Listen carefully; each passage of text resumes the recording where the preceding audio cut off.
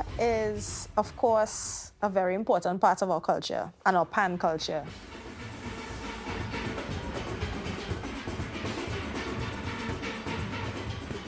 Being a competition that started as early as 1963, just after Trinidad and Tobago gained independence, you know, it has definitely in itself developed over the years. If you just listen to Pan Am North Stars, for example, when they played their winning arrangement the first year,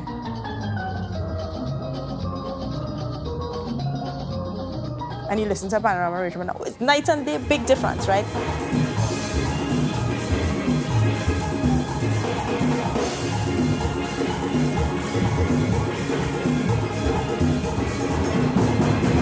People who come from outside of Trinidad, specifically for Panorama, the home audience, the communities that the steel bands come from, you know, we all involved in that, and that's big. That is the biggest thing in Carnival for me. To have a place where people can come together to create music together is just wonderful, especially now we've been going through the pandemic. We understand the importance of being able to do things together, how powerful it is to be able to play together rather than playing virtually. Like, we realize that experience is completely different. The community aspect of steel bands to me is very important. And also, it provides a space where people can learn music. A lot of people learn how to play pan at pan yards. Panorama is a time everybody bound to see everybody, because that's the time seasonal and core players come together. Well, it's a competition, but you know, you come together as a family and try to enjoy one another's music. Panorama, in its current existence, it's going through some changes that I think will not redound to the benefit of Panorama itself, the competition, right? That culture of players seeking money to play in other bands and so on, it's very, very disruptive. I'm not saying that you shouldn't be able to make a decent dollar from the nights you spend in the pan yard and what. I'm not saying that. But at the same time, I'm saying what you do should have a different type of voice. Very often, a lot of people play in X band, Y band, so-and-so band, and so on, and they're not even executing the music as they ought to, because they don't have time to spend in a particular band setting to really internalize music and know every single phrase and every single note. So you're shortchanging. That is not ethical, right? But you're going for your money. I'm also thinking about where the steel bands themselves going wrong. Is it that players are not satisfied, they don't feel that they belong? We're going back to the whole sense of belonging. They feel shortchanged when money comes around, so they're not going to stay loyal to you, they'll go elsewhere. You know, so there are lots of little things that need to be worked out, a lot of analysis that needs to take place. Some changes need to be made, and that direction is stopped in its tracks, because it's not going to be, it's going to lead to one of the undoings of the art form, well, at least Panorama. A lot of people believe that the fact that it is a competition is a downfall. But I happen to think that if we do not maintain that level of competition, it's not going to be very engaging for the population. It's just our culture, we're competitive. And it isn't like blood wars, but we need that to spur us on and to drive us. And as an arranger, if I'm creating music for band in the countryside or you know, something that is not competitive, is different than if I'm creating something to beat somebody. And that's just how our culture is. It's no hard feelings, but we want to be the best.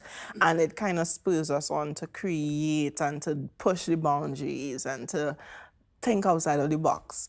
So I don't believe that doing away with competition will work for Panorama. What the competition does to some people is it kind of gives you a tunnel vision. So like if you in one band, me want to hear this next band now because it's war later. Seriously. You know, some people cannot handle not winning. That's the next thing that is, you know, might be slightly traumatic to some.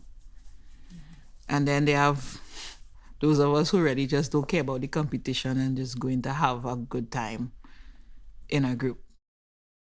I remember I was one who was saying, but you need Panorama, the excitement of the competition is what brings people out and so on. But when I saw the taste of Panorama, I find the grandstand, and this is within COVID times, the grandstand had a decent crowd and so on, right?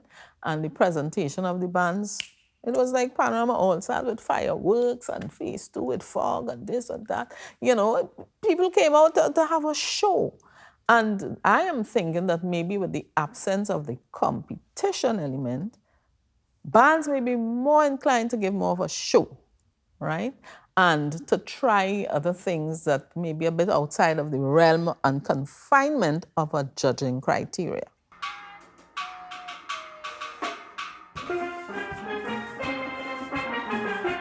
I see Panorama as something that could be further developed, right? I see that there are areas that I think can be improved. For example, the judging criteria. That is something that has been in existence for like many years now. And sometimes when you have the world of a competition and just the nature of creating a box in which arrangers have to fit, for example, I'm judging you on motivic development. That means you're ensuring that I put motivic development in my arrangement, right? So different categories of judging, the different sort of systems that are put in place, which makes sense. I mean, you don't want a band on there for 15 minutes and the next band on there for 2 minutes. I mean, it makes sense. But I feel as though if we looked at those structures in a different way that can accommodate more creativity, like I would love a category in the judging criteria that said creativity. How could you not apply points to creativity? To me, it makes no sense. You'll see creativity lodged in there with creativity, balance, this, and things that don't make sense inside of there. That should be outstanding. I think that can help to raise the standard of the competition and bring audiences out. The answer might be there.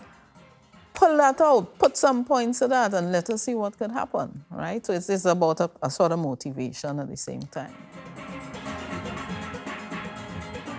So it's discouraging at times, especially for the arrangers who put out their life, their heart and soul. And then there's the next problem. How could you judge the creative input or expression of an arranger? Like, how can you say, well, that series of notes was better than that series of notes, or this arranger's interpretation of, I just call it a random name here, this arranger's interpretation of Cloud Sky was better than this arranger's interpretation. Art and creativity is something that really cannot be judged. So maybe we need a different thing to judge. We could leave the art and the creativity as that and then judge based on execution or something like that. You know, from an arranger's perspective, we really need to, you know, if we're going to continue to have a competition, is to train judges. You know, when you have a competition that is so globally recognized, it's an international competition, although it's happening here with local bands, we need a level of transparency and accountability that would make the whole thing feel fair. And I am concerned that our adjudication system doesn't allow us to be transparent and accountable to the listening audience and to the players and the arrangers.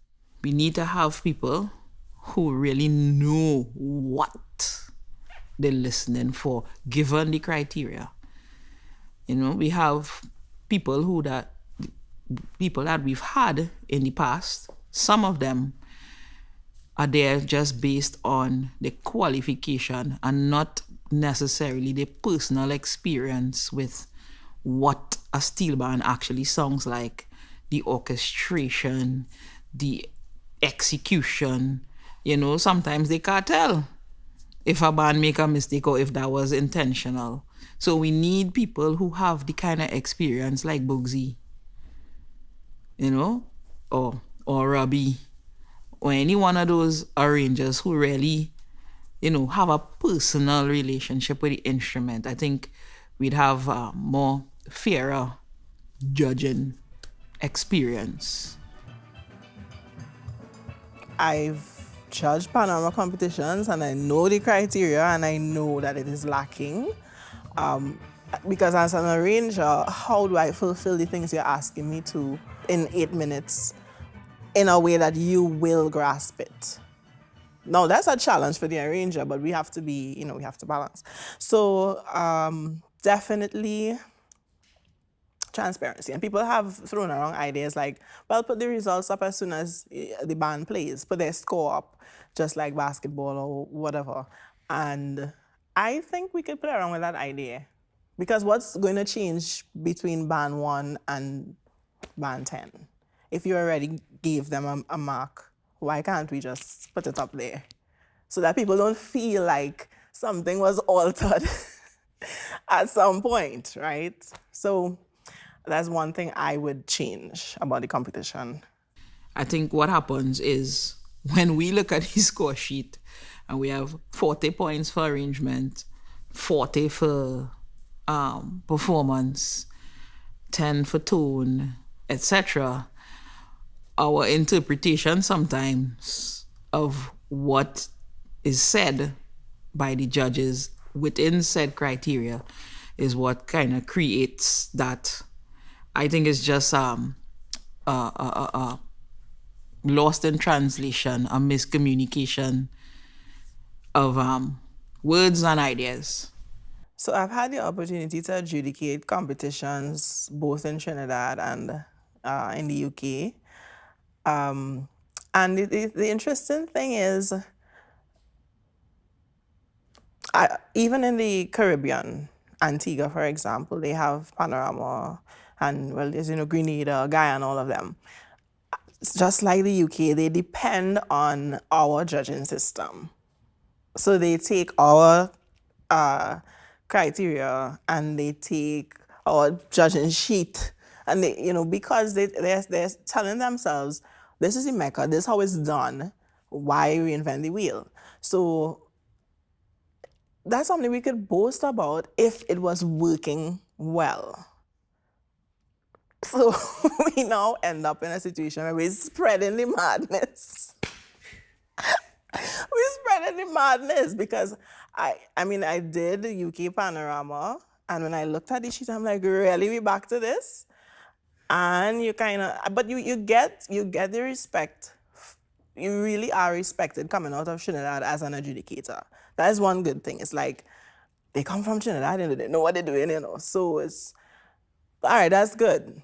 But then we given this sheet, and my heart just goes like, because I could never really say to the arranger on that piece of paper the things I want to say. I could never really identify what I've heard and give them the credit, the points for it, with something that's that limited. Panorama is losing its audience as well. I remember when I used to play pan in the earlier days. Oh my gosh. Enough people on the drag. Enough people, like when the bands are on stage, just at the base of the stage on either end, they are there supporting the bands, and police have to move the crowds and so on. You look in the stands, oh Lord, standing room, sitting room, everything occupied. North stand, same thing. Why are we losing the audience in pan? What is it? You look on the stage and you see most of the bands with young people, right? But the audience remains a certain age. So there's something that is missing, and that, This is what we have to look into. What is the reason for that? Is it not attractive in the packaging of it anymore? Is it that some people are just getting fed up of the whole concept of the competition? What I think works for Panorama is the fact that it still belongs to us here in Trinidad and Tobago, and it's here at home in the Mecca. And although we have many Panorama competitions around the world, this is the one that everybody looks forward to. So we have not lost ownership in that sense of the instrument or what has promoted it the greatest, which is Panorama, whether we like it or not. We should have other events, but Panorama is like the event. It's the thing that separates the sheep from the goats. And we still have that in Trinidad. And just being on the drag with so many people around and so many people surrounding you, and every time we move, they're pushing your bass for you. And I'm like, oh, I feel like a queen. But when we played and everything and everyone became one, and that's something that I had never experienced. So there were so many things that I hadn't experienced before coming to Trinidad the first time, but playing on the drag and that whole like feeling of unity with the performers and everybody else who's listening and dancing and was just, I don't know, like that was the best feeling. And I think I can still say that was the best feeling I've ever gotten in my life. Being on the drag right before going on the stage with that whole, like I was in a trance kind of, that's how I felt.